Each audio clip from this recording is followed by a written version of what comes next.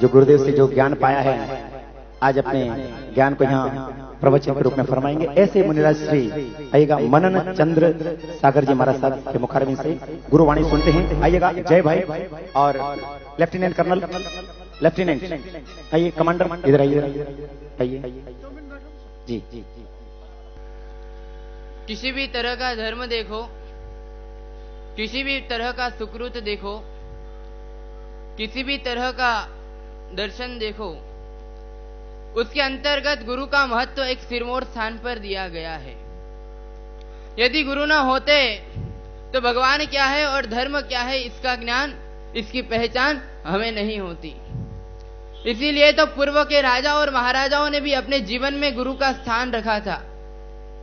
महाराजा सरस्वती के जीवन में गुरु आर्य सुहस्त सूरी जी थे। छत्रपति शिवाजी के जीवन में गुरु रामदास स्वामी थे। आम राजा के जीवन में गुरु बप्पा भट्ट सूरी जी थे। कुमारपाल के जीवन में गुरु हेमचंद्राचार्य जी थे। श्री राम के जीवन में भी गुरु वरिष्ठ थे। ऐसे अनेक पूर्व के राजा और महाराजाओं ने भी अपने जीवन में, अपने राज्य दरबार में गुरुओं का स्थान रखा। बस उसी तरह अपने जीवन में भी एक गुरु का स्थान होना चाहिए। हिंदी में एक कवि ने कहा है कि जिसके जीवन में गुरु नहीं उसका जीवन शुरू नहीं। અને ગુજરાતીમાં કહું તો જેના જીવનમાં નથી ગુરુ તેનું જીવન છે અધૂરું, અને જેના જીવનમાં છે ગુરુ તેનું जीवन बने छे मधुर। ये जीवन को मधुरा बनाना है तो जीवन में एक गुरु होने चाहिए। एक बार सम्राट सिकंदर और उनके गुरु अरिस्टोटल साथ में जा रहे थे। चलते चलते रास्ते में, बीची रास्ते में एक बहुत बड़ी विशाल नदी आ गई। सिकंदर ने गुरु अरिस्टोटल से कहा कि गुरुजी अभी जाएंगे कैसे, और कोई रास्ता नहीं है, बीच में नदी है। तब गुरुजी ने कहा कि आप एक मिनट रुको, मैं जाके आता हूं और वह नदी की गहराई को माप के आता हूं और फिर अपन चलेंगे आगे। तब सिकंदर सोच में पड़ गया कि मेरे होते हुए मेरे गुरु नदी की गहराई को मापने जाएंगे। गुरुजी को कहा गुरुदेव आप नहीं जाएंगे, मैं नदी की गहराई माप के आता हूं, फिर आपको बुलाऊंगा, फिर आप आना। गुरुजी ने कहा ऐसा क्यों? सिकंदर ने कहा कि यदि एक सिकंदर इस दुनिया से चला गया तो ये दुनिया को कोई फर्क पड़ने वाला नहीं है, बल्कि एक अरिस्टोटल जैसे गुरु चले गए तो पूरी दुनिया को फर्क पड़ेगा। क्यों? क्योंकि एक सिकंदर यदि चला जाए तो एक गुरु 1000 सिकंदर खड़े कर सकते, लेकिन 1000 सिकंदर भी मिलकर के एक गुरु खड़े नहीं कर सकते। इतना महत्व गुरु का शास्त्रों में बताया गया है। जैन धर्म के अंदर गुरु का महत्व तो है ही है, लेकिन हिंदू धर्म के अंदर भी गुरु का महत्व उतना ही बताया है। हिंदू शास्त्रों के अंदर भी गुरु का महत्व बताते हुए कहा है कि एकाक्षर प्रदातारम यो गुरुम नेव मन्यते स्वान योनि सतम गत्वा चंडाले स्वपि जायते। एक अक्षर का भी ज्ञान यदि अपन को कोई दे तो उसको भी गुरु मानना चाहिए। ऐसा हिंदू शास्त्रों में कहा है। यदि उनको गुरु न माने तो अपने को बार बार तिर्यंच योनि में जन्म मिलता है। इतना महत्व गुरु का है और अनेक धर्मों में भी महत्व गुरु का बताया है। અને પૂરી સભામાં નજર અકબરની ફરી રહી હતી અને ફરતી ફરતી નજર બિરબલ ઉપર પડી। રાજા અકબરને વિચાર આવ્યો કે બિરબલ પૂરા દિવસ પૂરા ગામની પટ્ટી ઉતારતો હોય છે, ચાલો આજે હું બિરબલની પટ્ટી ઉતારી દઉં। ત્યારે અકબરે પૂરી રાજસભામાં બિરબલને કીધું કે બિરબલ, तो बिरबल खड़ा हो गया। कहिए जहांपना क्या हुआ? अरे कल रात मुझे एक सपना आया था। बिरबल ने कहा तो बहुत अच्छी बात है, आपको सपना आया। अरे आगे तो कल रात मुझे एक सपना आया, मैं वो बताना चाहता हूं, लेकिन वो बताऊंगा तो पूरी रात सभा में आनंद होगा, लेकिन तुझे आनंद नहीं होगा। बिरबल भी विचार में पड़ गया कि आज तो राजा ने बराबर सोचा है लेने का।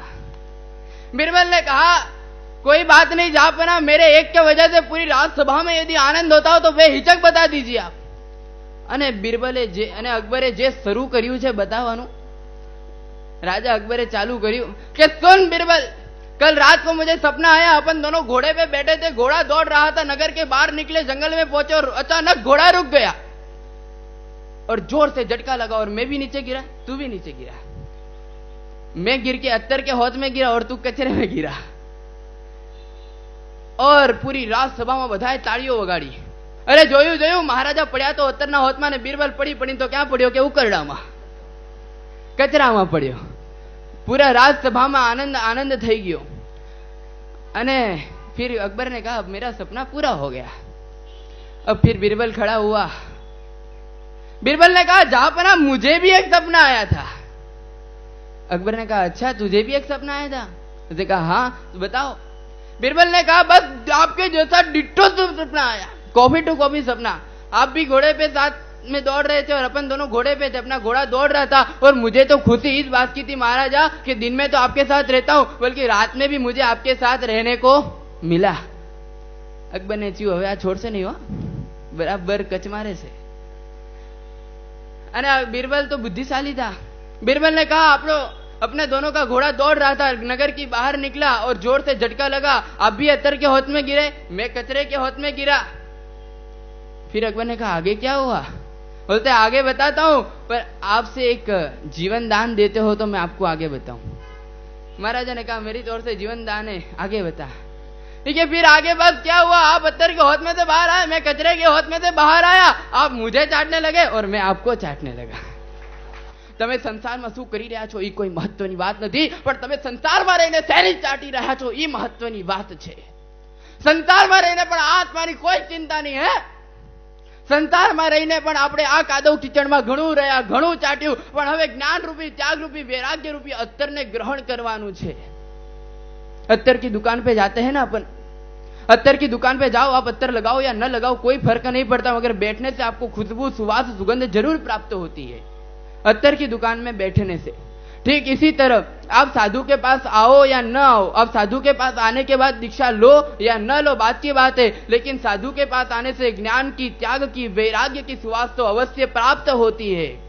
और एक ना एक दिन जरूर यह भाव आता है कि अब बहुत हो गया, अब मनुष्य जीवन का उद्धार, अब मनुष्य जीवन का कल्याण करना है।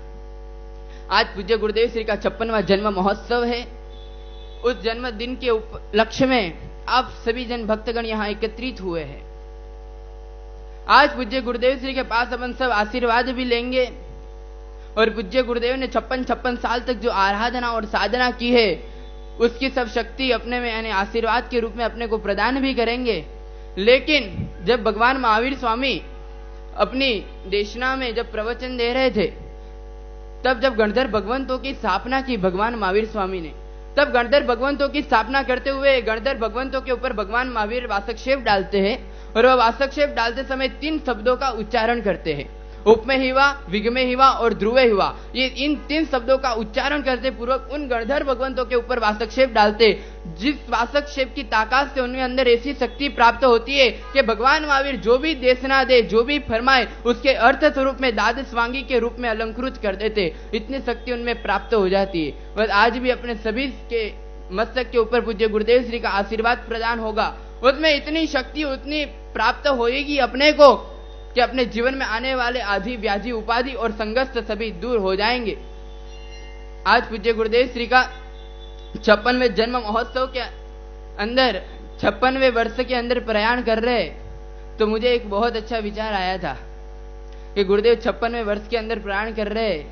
तो मैंने बैठे बैठे सोचा और मुझे याद आया कि दूध में मलाई और ठंडी में रजाई, दूध में मलाई और ठंडी में रजाई, महोत्सव में सहनाई और जीवन में भलाई। और पूज्य गुरुदेव श्री को 56वें जन्मदिन की मेरी ओर से बहुत बहुत ये पूज्य गुरुदेव श्री के चरणों में बधाई अर्पण करते हुए आइएगा। धन्यवाद मुनिराज श्री।